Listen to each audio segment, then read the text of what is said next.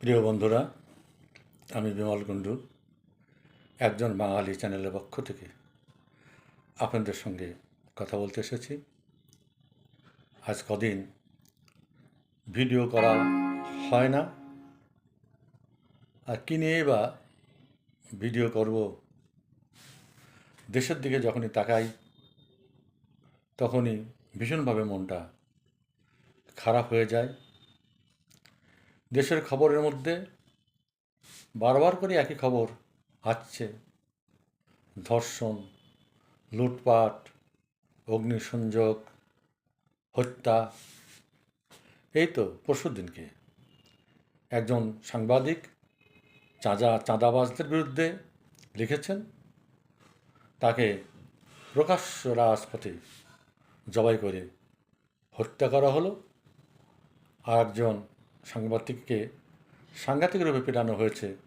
তিনি হাসপাতালে আসেন, তার শারীরিক অবস্থার কী হয়েছে আমরা জানতে পারিনি।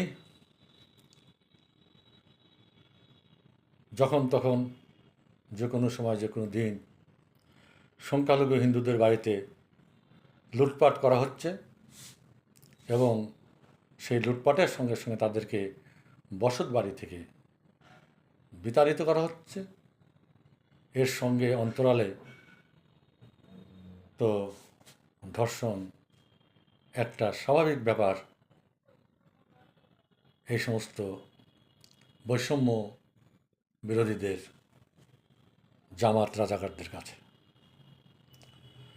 বন্ধুগণ, আজকে দেশের অত্যন্ত শিক্ষিত একজন মানুষ, আন্তর্জাতিক খ্যাতিসম্পন্ন নোবেল লরিয়েট, যেভাবেই হোক না কেন তিনি দেশের দায়িত্ব আছেন, একটু লজ্জাশরম নেই? তার প্রাণে কি একটু বাঁধে না যে দেশের মানুষগুলোকে, দেশের নাগরিকদেরকে রক্ষা করতে হবে? তা না করে তিনি এমন একটা পলিসি গ্রহণ করেছেন যাতে বাংলাদেশের সমস্ত মানুষ এক মহা অন্ধকারে পতিত হয়, আর সেই সুযোগ নিয়ে তিনি যতদিন খুশি দেশটা শাসন করতে পারেন তার সাঙ্গপাঙ্গদের নিয়ে। নিশ্চয়ই আপনারা শুনেছেন, ইতিমধ্যে কক্সবাজার আমেরিকার সেনাবাহিনী এসে ঘাঁটি স্থাপন করেছে। সেখানে পাকিস্তানের জেনারেলরা এসে এখানকার জঙ্গিদেরকে প্রশিক্ষণ দিচ্ছে। ইতিমধ্যে পাকিস্তান ঘোষণা করেছে পূর্ব দিক থেকে তারা ভারতকে আক্রমণ করবে।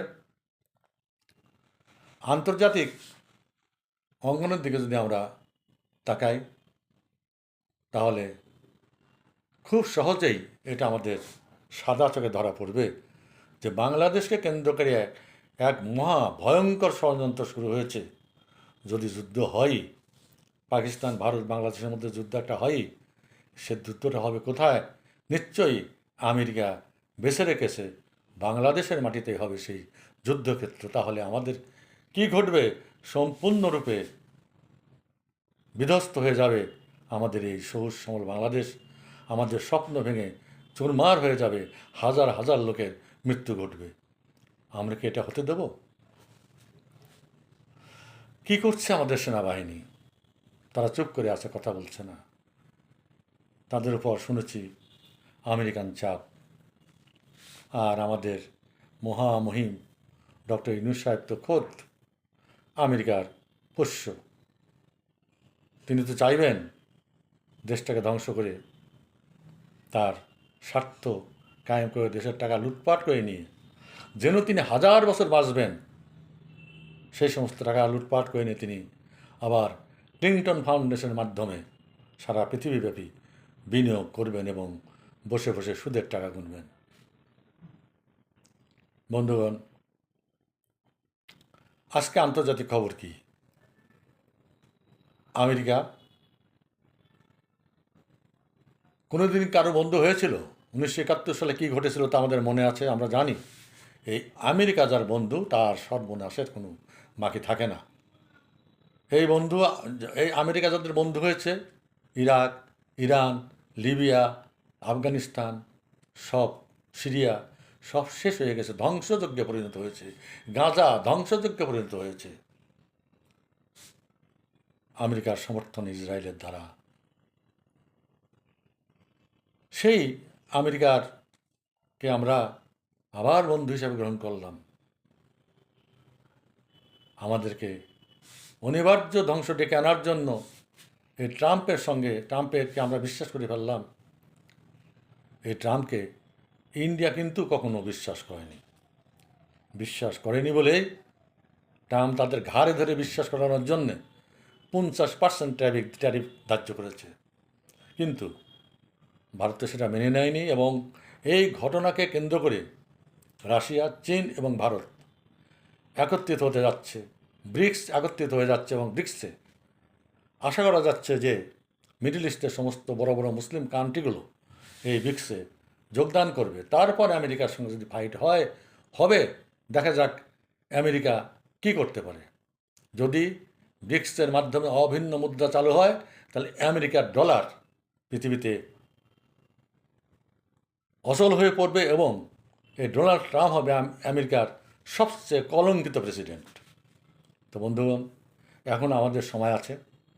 আমি অনুরোধ করব, যারা আমেরিকাকে ডেকে আনছেন বাংলাদেশের মাটিতে, যারা চিটাগাং পোর্ট, সেন্ট মার্টিন দ্বীপ তাদের হাতে তুলে দিয়েছেন, এখনও সতর্ক হন। এই শস্য আমরা বাংলাদেশকে আপনারা ধ্বংস করেন না।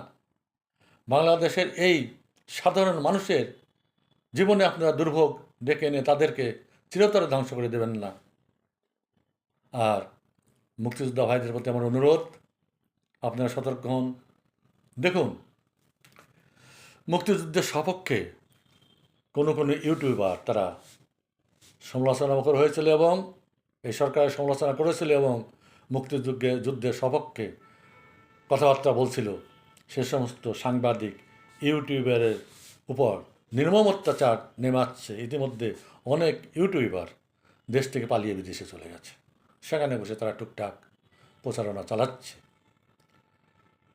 ইউটিউবে ইতিমধ্যে বাংলাদেশের একজন প্রখ্যাত বুদ্ধিজীবী ডক্টর লেফটেন্যান্ট কর্নেল এবং প্রাক্তন ভাইস চ্যান্সেলর ডক্টর কলিমুল্লাহ সরব হয়েছিলেন। তাকে গতকালই কারাগারে নিক্ষেপ করা হয়েছে বন্দি করে। অর্থাৎ যারা কথা বলবে সবারই মুখ বন্ধ করে দেওয়া হচ্ছে এবং সবাই আর এই মুখ বন্ধ করে দিয়ে এই কুখ্যাত ইউনিট সরকার দেশটাকে বিক্রি করে দিচ্ছে। তাই বলছি, মুক্তিযুদ্ধে একত্রিত হয়ে প্রস্তুত থাকুন। এই অপশক্তিকে উৎখাত করতে হবে। নিশ্চয়ই ৭১ সালে আমরা পেরেছি, আবারও পারব। আজকে শপথ গ্রহণ করতে হবে, বীর বাঙালি অস্ত্র ধরো, বাংলাদেশে এই রাজাকারদের খতম করো। জয় বাংলা, জয় বঙ্গবন্ধু। বাংলাদেশ চিরজীবী হোক।